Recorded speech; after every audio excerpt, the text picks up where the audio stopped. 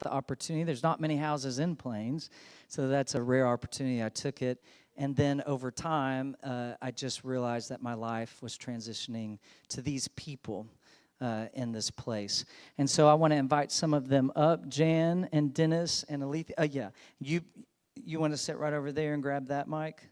Okay. This is Allethea Smith Wall, Rosalyn Carter's sister. Say hi to Allethea. You good, Allethea? You got it? Okay. And here, I'll flip these on for you. And then this right here is Miss Jan Williams, Mrs. Jan Williams. And I'm going to turn your mic on. Or maybe I shouldn't. Maybe not. And her husband, George Williams, right down here, is a lifelong resident of Plains, and Jan got there as quick as she could. And she's been around a long time. They're close friends of the Carters. And then Dennis, who I just met today, was a Secret Service agent. In fact, he came yesterday morning because he was on detail when James Carter was just a young tyke, 3 years old. And so we've invited him up too. He has a great book out there, and we'll talk a little bit about that. But the first thing I want to ask you guys, and we'll start down here with you, Allethea, okay? And then we can kind of work down back towards me. Is you can see just in the tenderness of the content of President Carter's conversation in his later years. I think it reflects the whole of his life and Rosalyn's life in the sense of wanting to look at everyone as an equal, to love our neighbors as ourselves, right?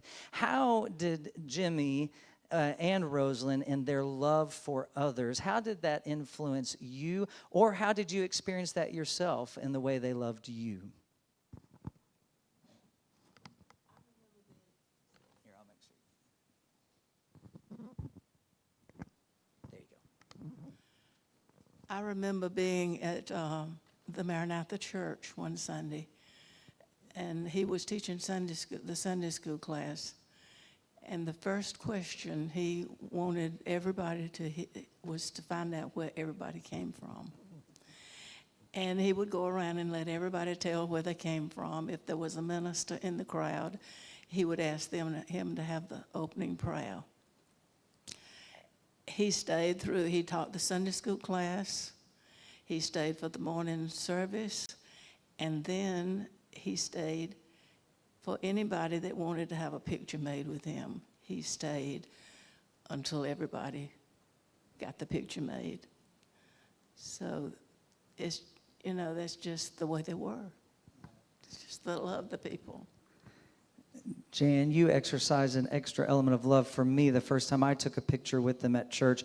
I didn't realize you were supposed to stand beside them to take a picture just out of protective measures. And I walked up right behind them like they were my new buddies and hugged them from behind, and you told the Secret Service agents that I was okay as they were coming at me. That was a mistake.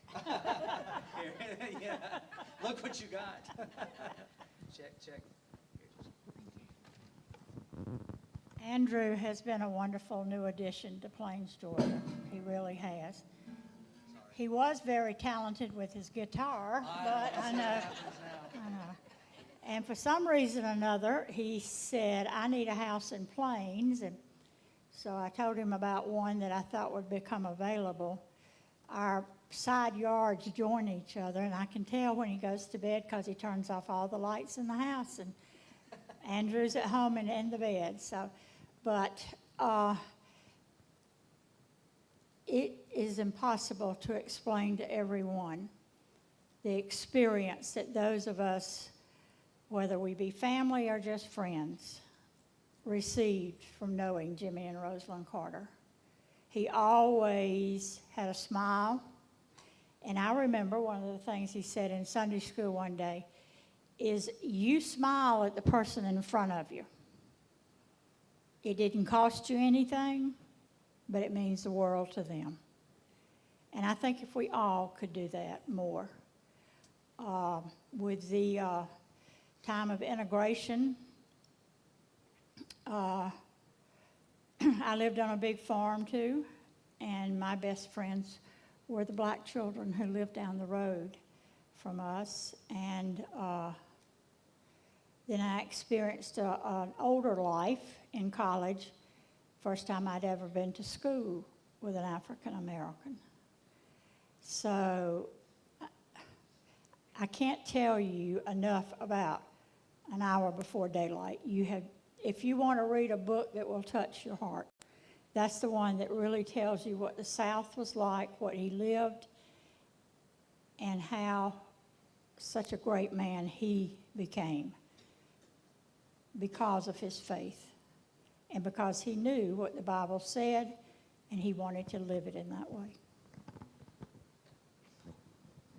Dennis, Allethea grew up in Plains, of course. Jan has lived in Plains for years. You had a different experience with the man of Plains, from Plains, and the woman from Plains. We like to call her the First Lady from Plains. And that was in your 3 years of service, specifically Secret Service detail to the Carters. How did, Secret Service agents have a really unique perspective with our first families. How did you experience, how did you witness and observe that loving your neighbor as yourself in your time with the Carters? I'd been on the job only about 4 years or so. I was in Charlotte at the office, and they asked if I wanted to go to a protection detail. Well, that's where the fame and fortune is, of course, is to be, on the front page of someplace being a Secret Service guy. I said, well, sure, I'm in. Like, Washington? No. He said, we need help with the Carter family. Now, he was president at the time, President Carter, and I said, well, to Washington, D.C.? No, to Stone Mountain, Georgia. I don't have any idea what you mean. And they said, well, that's where the grandson lives. The grandson. You want me to protect the grandson? How old is he? He's 3. So, the image that I had of myself as a Secret Service agent was a little bit dented, but due to the fact that I had a choice maybe a little later going to Washington and drag my family, go there and do my protection time, or go to Stone Mountain, Georgia, why not? The good of my family, let's go. We go to Stone Mountain, Georgia. He's 3 years old. I remember a little of it very vividly. We were told right away by the boss, do not become his friend, or do not become worse, his father figure. Just don't go there. Well, how do you protect a 3-year-old without being, good to the kid? And so the agents that I was with, there were probably about 10 or 11 of us that were there, staying in Stone Mountain with him. And their first assignment, I remember taking them to nursery school. And I have to stand for this. We take them to nursery school and in Stone Mountain, and we take him, but we're not allowed to go with him back to where he does his schooling. We have to sit in the front. So we have an agent over here, an agent over here, reading the Atlanta Journal, drinking a cup of coffee, and here come these poor 25 and 26-year-old women, and they're dragging 2 or 3 kids into day school with their hair in a mess, not happy, and they're looking at us going like, really? Is this what you guys do? And that is what we did. And I've got a lot of stories, not a lot about him so much as his grandfather, but one story I remember vividly, and I was very upset yesterday that he wasn't here, because I remember calling my wife. I said, he's going to be here. James Earl Carter IV, otherwise known as Digger. President Carter was deacon. His wife was dancer.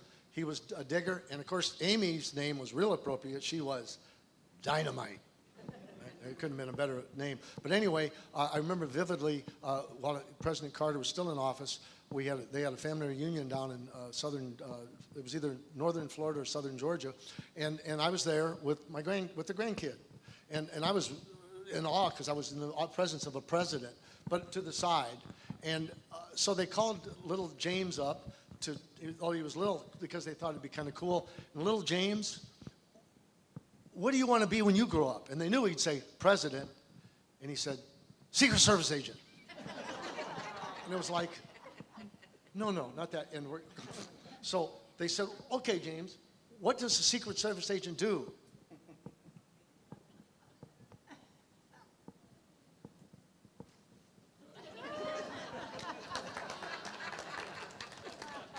Bingo.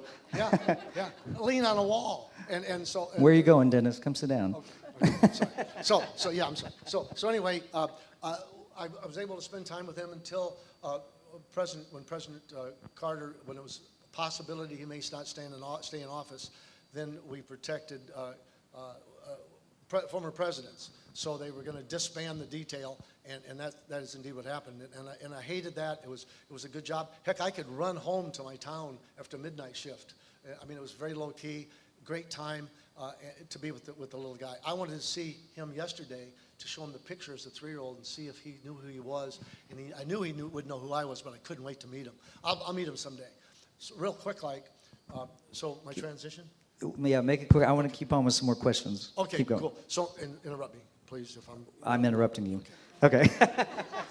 When he became a former president, I was in Plains along with the rest of the detail, and we protected Mrs. Carter and himself. Great experience. We as Secret Service agents never really get to know our protectee, if they're the president, very well. It just, unless you're a boss, you're just one of the guys. But when you're with a former president of the United States, especially somebody like him, you become his friend. And you're not supposed to tell people you're the person you protect's friend, but anybody that was in the position I was would have been his friend. How could you not be? I was accused by Mrs. Carter early on to look like him. And he didn't answer that. Don't look like a Secret Service agent. But I remember going to a space launching with Amy down in Florida, and they panned the crowd, and we were in the VIP section. And when I got back to Plains, they were calling me Chip. And I said, "What do you mean, Chip?" And they said, "Well, yeah, the television said there's Amy Carter and her brother Chip." So that could have been the worst things. So anyway, I'll close in saying this. Even though he didn't really think he liked the fact I looked like him. Like when we went to Japan a couple times, the Japanese people were taking pictures of me instead of him, and he was glad of that. But I was his jogging buddy. That man could really go. And I remember your sister, she said to me one day, it was a real hot summer day. This was in about 1982. She said, "Take it easy on Jimmy today, will you please?" Really? You're telling me to take it easy on him? That did not exist. It was unbelievable. But my fondest memory of him, I was getting ready to leave the detail. It's really amazing. It's warming, so warming to my heart. We're out jogging, and he goes, "So you're going to build Sally a butcher block?" He really liked my wife. He really enjoyed her. And I said, "Yes." Now, I don't know if you know this. He could chop down a tree. This honest to God truth. And make every piece of furniture in his cabin out of that tree by hand. Unbelievable what he could do. So, and I knew that, but he said, "Would you like me to help Sally build a butcher block? Because the Lord knows you can't build anything." And first I said no, and he said, "Think about it." I said, "Okay, you can." So short time later, he tells my boss, he doesn't tell him what it's for, but we're up in Helen, Georgia at the cabin, and he's loading my butcher block in the wood slats in the back of the Secret Service follow-up. And none of the other agents know it. None of them knew it. We got back, and about a week later, he said to my boss, "Bring Denny into the garage. We're going to drop the back post. We're going to go to work." They didn't have any idea what was going on. So for 3 days, he built a butcher block, and he claimed I helped him, but I watched him. And it was made out of poplar. It took us 3 days. Mrs. Carter brought us lunch. When it was all done, he put my initials at the top, his initials at the bottom. I said, "Why are my initials on top?" He said, "Because you're the architect. I'm just the builder." And beautiful thing. Now he said, "But the key is, you have to understand, it ain't yours. It's Sally's." So 3 days later, when I left the detail, she came down to say goodbye to the family. And she stogot there, and I've got a picture in my book of he and I standing there with the butcher block, finished, and he looked at Sally and he said, "I don't know if you know this, but for the last 3 days, your husband and I have built this butcher block, and it's yours. It was never his. It never will be his. Don't let him have it. It's yours." So that sits in our kitchen. And I saw him a few years, he would habitat things. He'd come to Charlotte, and I'd run across him. He'd come to Duke for his grandkids' graduation exercises, and they always let me be the lead advance because he's my buddy. And that was the case. And my wife, when they see that butcher block, she tells people, "It was never his, it's mine." Is that the end? Well, No. It is. I'll come back to you. I'm sorry. No, you're fine. Allethea, your connection with Jimmy was before you probably even knew him really as Jimmy. You are 13 years younger than your sister, Rosalyn, is that correct? Yes. Okay. And you are named after, a lot of people don't know this. We talked about it a little bit last year, but you were actually named after Jimmy's mother. Is that correct? Tell me about that. Okay, my name is Lillian Allethea, so I was named after Miss Lillian and my mother. Miss Lillian was a nurse, and my daddy had leukemia, and she was his nurse, and he just respected her so much because anytime, day or night, that she was called, black or white, she was there to work to help them. And he just admired her so much that he wanted me named for her. So I named Lillian Allethea. It's always fascinating to me how your families have been connected long before, Jimmy and Rosalyn necessarily got together. Mm-hmm. And Jan, I was thinking about that last question that I asked President Carter in that interview was, if you could leave this world with one single message, what would that be? And he, how do you sum up all our passions in one single message? And he said what? He said, of course, his religious faith is important to him, that he hoped the whole world could adopt the teachings of Jesus. And what I think, cutting to the core of that, what he means is, again, that we could learn to love ourselves and others, right? Love the Lord your God, yourself, with all your heart, soul, and mind. Love your neighbor as yourself. You saw a lot of neighbors from around the world come through the doorways of Plains through your orchestration of the Sunday school with Jimmy Carter at Maranatha for so many years. So how did you experience that kind of singular message that he said there of loving each other through your years of seeing people come in and out from all different kinds of countries, different racial backgrounds, different socioeconomic backgrounds and statuses?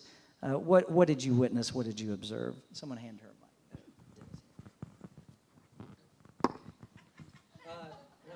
No, you want me to? You can just hand it to Jan. Oh, it's yours. I'm sorry. I misunderstood. I'm sorry. All right, Dennis,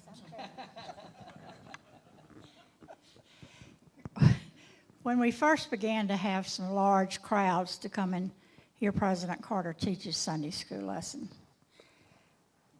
being human, the first thing you probably think about is, are they coming really to worship? Are they just coming to see the man and get a picture made with him? Well, we knew. Could be a little of both, but certainly the last one for sure. But the different people that came, what a testimony Maranatha had to portray to these guests that, yes, this is the former president of the United States, but he is for real and he's our friend. And it was emotional a lot of times as to how excited people were to be able to come and have that opportunity. So we have always felt like that Maranatha was a mission field. We didn't have to go out and find the people, they came to us. And so many of them had said, I've never been to church before. I don't know what to expect. So those people, we only had about 2 hours, but we really wanted them to receive the word and maybe want to find a Maranatha. We did have some unusual people who came to Maranatha. A bag lady came and got right rowdy because she didn't want the Secret Service to look in her bag. And then she left the second time she came and went to the Methodist church, was sitting on the front steps, and a friend of mine came out and said, won't you come in and worship with us? She said, are you going to look through my bag? And my friend said, no, I'm not. She said, well, that mean lady at Maranatha said I couldn't come in unless I let the Secret Service look in my bag. But rules were new to some people because people think rules are not for them necessarily. So there was some of that too. But as a whole, I would say every Sunday that he taught was a lesson in life.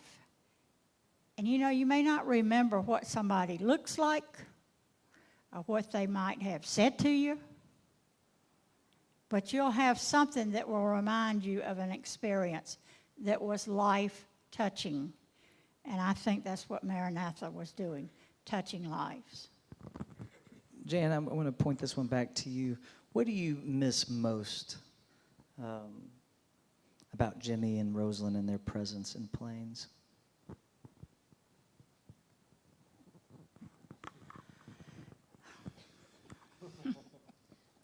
Oh, Andrew. I think not knowing that they are up the street from us, and if I have a question or a problem or something I want to talk about, they were there to listen. They were very gracious in being people who did not mind asking if they needed a little help.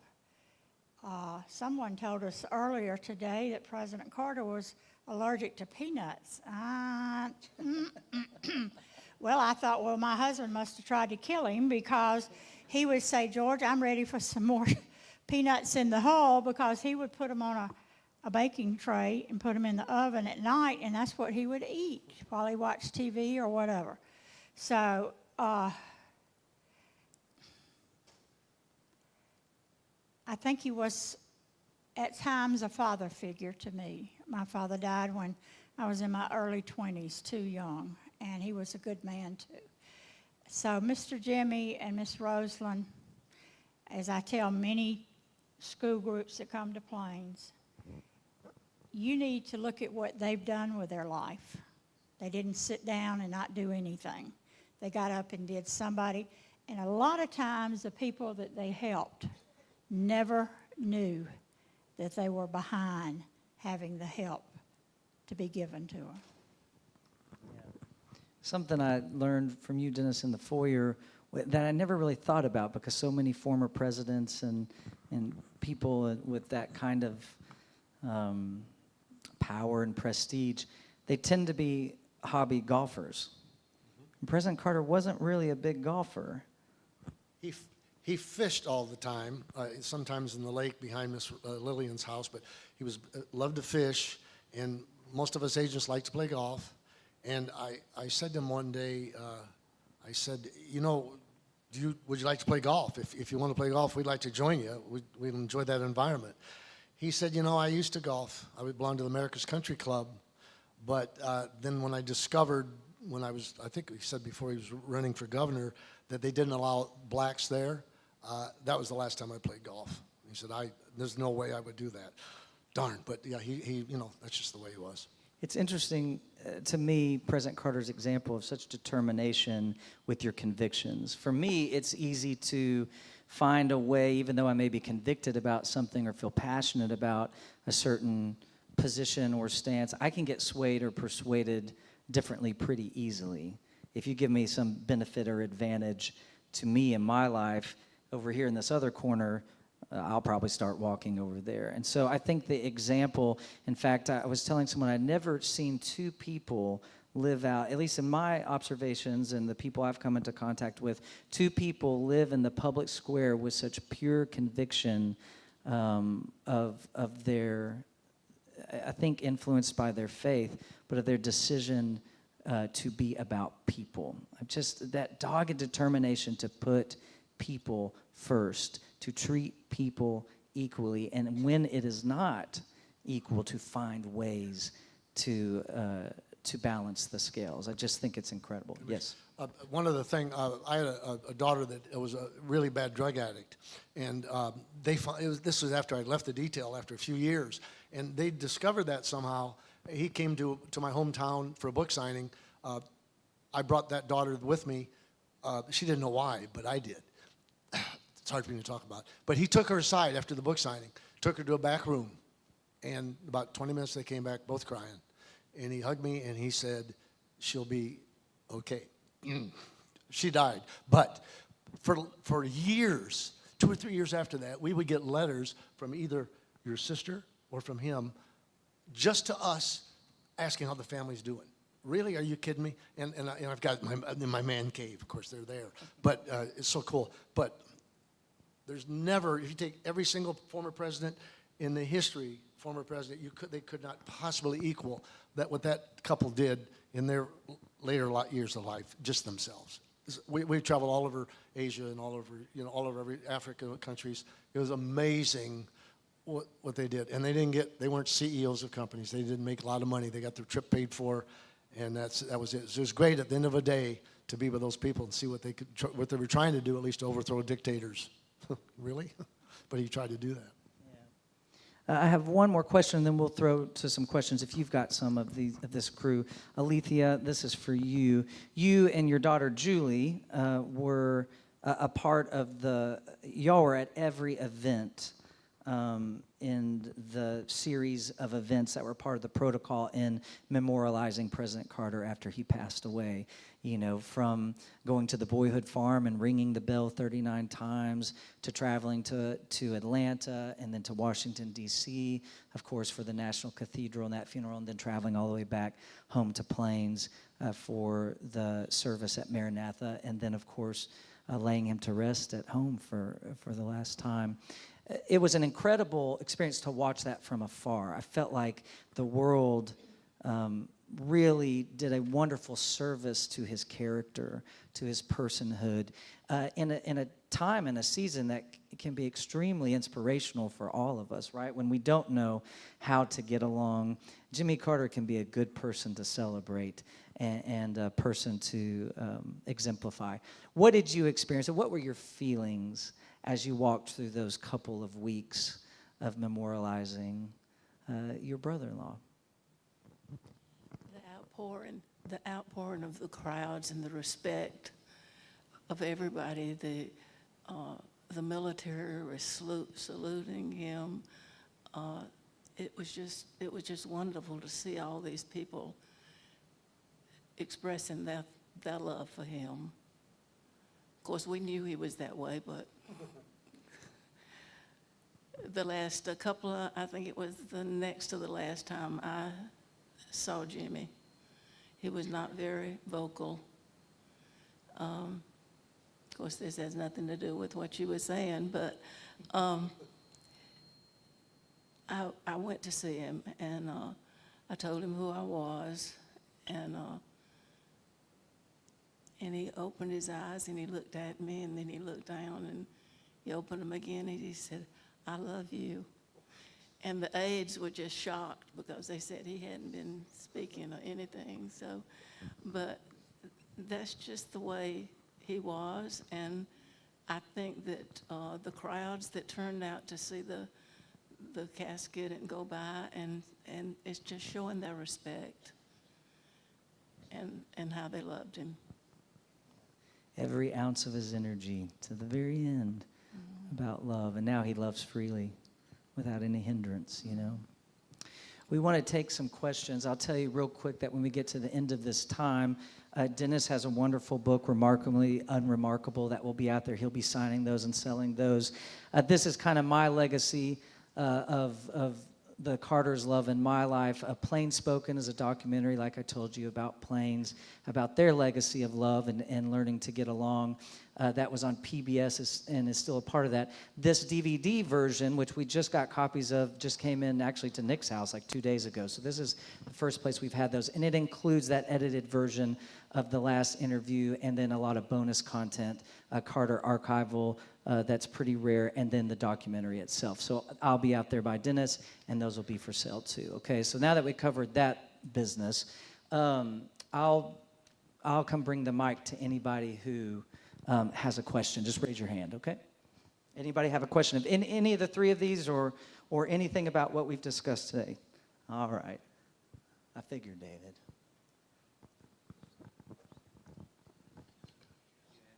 Some of them know you. Just say your name a little bit. Hi, my name's David Baker.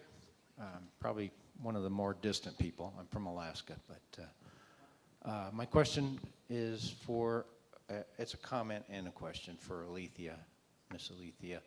I want to express the sympathy and the understanding that I felt watching the entire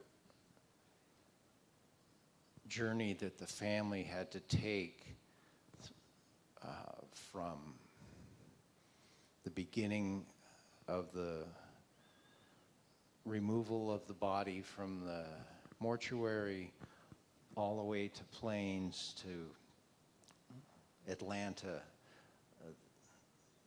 all the pomp and circumstance that you had to go through, and the standing and waiting for everything to transpire before you could move on to the next event. I know grief process is arduous in itself, but to have to do it in public, in front of millions of people, I just want to express the love we feel for your family and all the members of the family that had to go through that. And pass that on to the rest of the family. And then on another question, does the family, besides Rosalyn, do the what is it? The pimento cheese spread? That's what I was wondering. Because I just discovered that recipe myself about a month and a half ago, and I've been eating it almost daily. David really knows how to go from heavy to light really quickly. Did you hear that question? It was about you mean the cheese rings or the pimento cheese, Rosalyn's pimento cheese and cheese rings? Was that just her, or are y'all carrying on the tradition? Well, when they were in the governor's mansion, Rosalyn put the recipe for the cheese ring in the cookbook that the Atlanta group was putting out.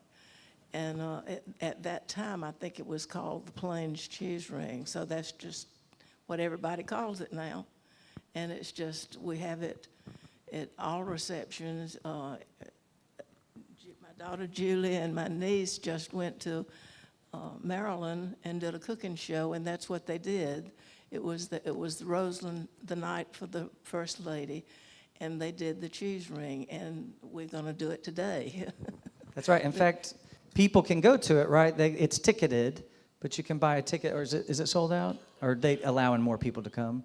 And you can, Allethea and Julie, along with the First Ladies, me and Andrew Oak, will be teaching you how to make one. Show you how to make one and make pimento cheese. Like everybody makes pimento cheese, but they said, and I have no recipe, so I had to come up with one. Oh, well, don't tell that. While they regale you with stories of first families. So that's at 4:35 today, and there are tickets on Eventbrite, I believe, where you purchase all your tickets for Cherry Blossom Festival events. Another question. Yep. I'll get to you back there, sir, in 1 second. Mark Hanley, this is just a comment related to what you were saying about how important his sermons were to people. I had a friend of mine, an academic colleague from the university where I taught, was collecting autographs, and he was very interested in Carter. But he traveled to Plains. He was so thrilled to be at the service, to listen to Carter, and afterwards he was thrilled to death to get an autograph. He had a book, and of course, as you said, he signed it.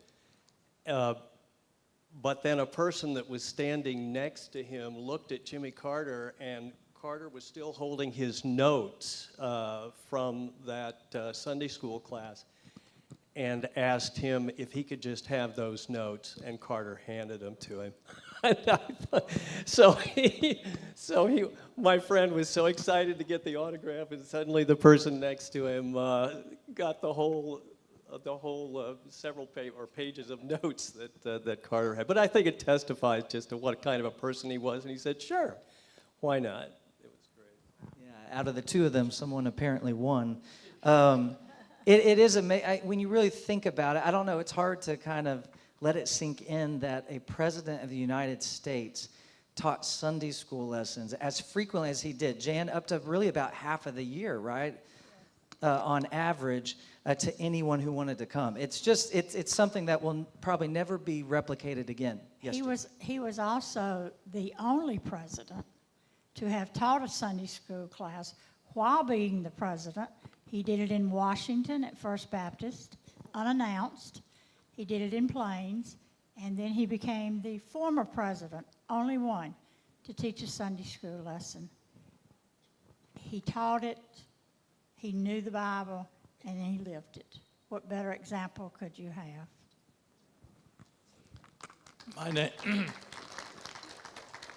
My name is O.C. Latta. I'm from Hannibal, Missouri, and I'd like to share a couple things between Jimmy Carter and myself because I had the privilege of meeting him and Rosalyn. I was 30 years old when he was elected, and I had studied him and found out things about him that I knew were true. And at that time, I was running a job. I had 300 men working for me at American Cyanomed. So I had done the research, and every day at noon, we listened to Paul Harvey. And Paul Harvey came out with some nasty stuff about Jimmy Carter that I knew not to be true. And it really made me mad, so I sat down and wrote a letter to Paul Harvey. And excuse my French.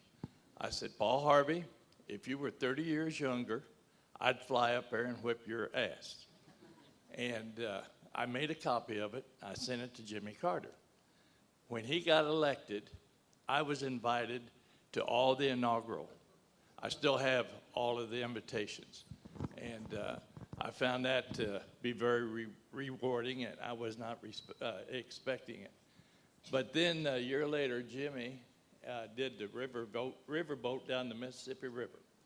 And one of his stops was Hannibal, Missouri. I was picked as one of the great, and I have no idea, I don't know if it had anything to do with the letter or not, but the mayor, myself, and the governor, we were the three main people. And so Secret Service had come in and did a background check on everybody. Then we had a VIP section, and my son and wife were over in that area. He was 7 years old, and I went over and I lifted the rope, and I said, son, come with me. I said, you're going to meet the president. And the Secret Service guy come over, and he said, sir, he said, we can't do that. I said, how many children get a chance to meet the president of the United States? And he says, I see nothing, and he turns his back and lets me take my son out there.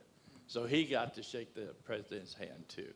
So I think the world of Jimmy Carter. I thought he's the finest president in my lifetime. We have time for one more question. If someone has a question, yes, sir. I want to thank you guys. My name is Jonathan Parker, and I just wanted to ask, what could we take back to our own communities to help us implement a lot of what's going on in Plains with either racial reconciliation or just being better neighbors?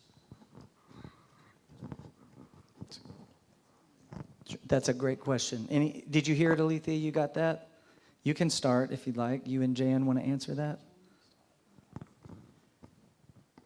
I know in Plains, and this is not a secret, we still worship separately, almost totally separately, by churches. And it's not because we don't want them to come to our church. They just kind of worship a little bit different. And that's still a stigma in the Deep South that we are going through. But we still love each other. So the churches have got a tremendous responsibility, in my opinion, to help us all realize that it's okay to be different, but it's okay to be together. And we do a food ministry the third Saturday of every month, and we feed over 300 families usually on those Saturdays with food. They drive through. They don't get out of the car. We put it in their car, and they drive back home. And that's our witness on the third Saturday. And it has been a tremendous pleasure to be able to be a part of the food ministry. We just,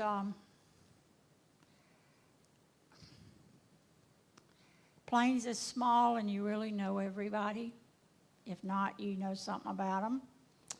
And so we try our best to be like Mr. Jimmy and just love everybody that comes to Plains. And we have people who have been and who keep coming back. to Plains because they say they feel like that they're a part of it. That's what we all need to do, is be a part of this great nation so that other people will lead from our examples that we put out. Allethea, do you also have a comment? I just think being a good friend and a caregiver, phone calls to anybody that's shut in, just to let them know that you're thinking about them, praying for them, and just being there when they need you. You know, Rosalyn was all about caregiving, and I think that's just showing the love. Yeah, and just like Jimmy said in the end of that interview, you were always welcome here. That's Jimmy and Rosalyn's legacy through Plains, from us to you. You are always welcome in Plains. We love having you in Plains. This lady right here wanted to sneak in a quick question. Say your name. I'm Margaret Clark, Margaret Hayes Clark. Those of us that are getting older, I want to be able to say Jimmy Carter was only, when he finished, how old was he when the last time he built a Habitat for Humanity house or something? That was 2019.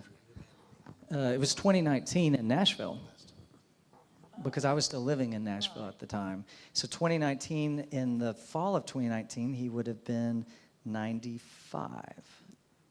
Does that sound right? 1924 to 2019. And he had fallen and his face was red, but he still got out and worked. Yeah. Yeah, you can actually still find interviews online from that work project. And he's all bruised up, and he's still there doing what he could do. As we close out, I said I would, so I will. Do you want me to sing Rosalyn's song? You want me to sing Rosalyn's song?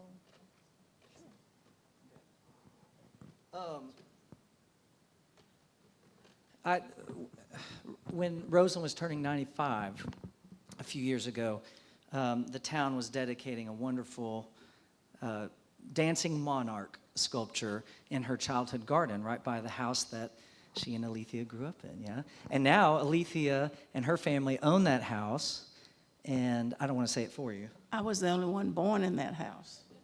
Oh, is that And- right? Yes. The other three were born at our grandparents' house, but I came early, so I was born in that house, and now we have it, and we have so much of her mother's furniture that we're going to put back in the house. We're trying to get it to look like it was when she was living, and it's right next to the butterfly garden, and where Rosalyn was raised, and we welcome all of you.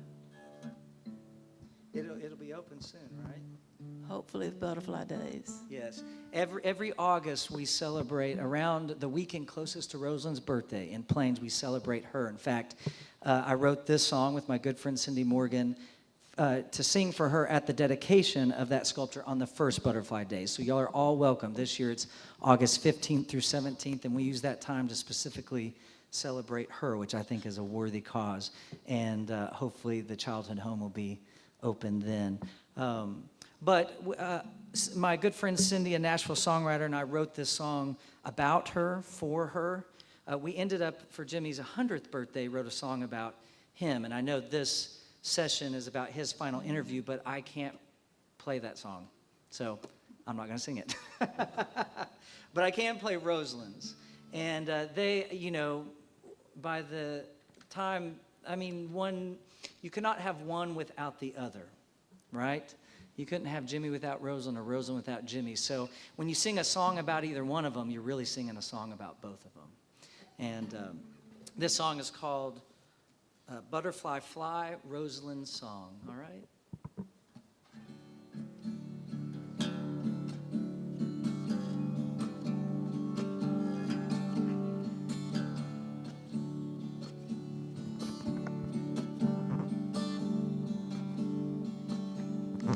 Deep down in Georgia, high up in those pines, Mom and Dad and all the angels sang when she arrived. It was the roaring 20s, in that quiet, dusty town. A bus driver, seamstress, a baby in a little white house. Strong as steel, sweet as a magnolia. Morning prayers and evening meals, that's how the Lord grows you. Fly, fly, butterfly.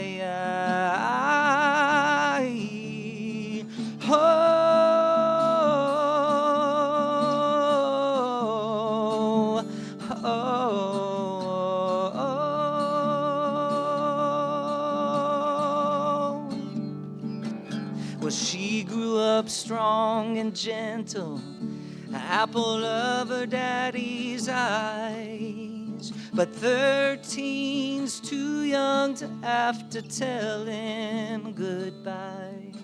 Now she's 18 in college, with wings to fly away, with a Navy man in a rumble seat, in love on her first date. Well, she's strong as steel, sweet as a magnolia. Love and loss that hurts and heals, that's how the Lord grows you. Fly, fly, butterfly. Fly, fly, Rosalyn, fly. Well, from a little white house to a white house, 800 miles away. Well, God knows, only God knows how to make the world a better place.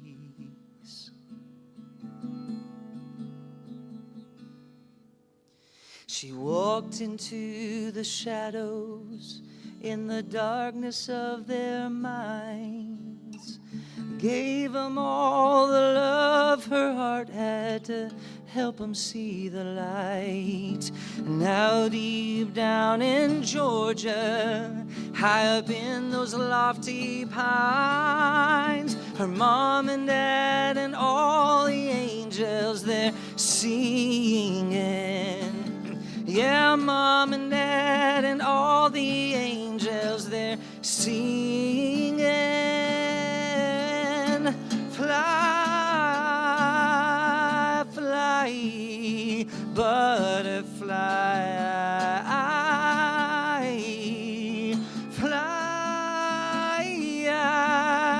fly, butterfly. Oh, fly, fly, Rosalyn, fly.